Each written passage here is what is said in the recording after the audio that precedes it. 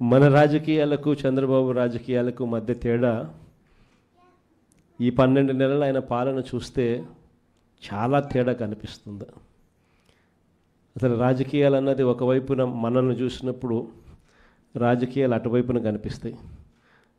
ఈ 12 నెలలు చంద్రబాబు నాయుడు రాజకీయాలు చూసినప్పుడు రాజకీయాలు ఇటువైపున కనిపిస్తాయి. ఇద్దరి మధ్య తేడా అంత ప్రస్ఫుటంగా కనిపిస్తూ ఉంది. మనమేమో మన రాజకీయ జీవితం అంతా కూడా, మన ప్రస్థానం అంతా కూడా ఎప్పుడూ కూడా ప్రజలు మనకు అధికారం ఇస్తేనే మనం తీసుకున్నాం.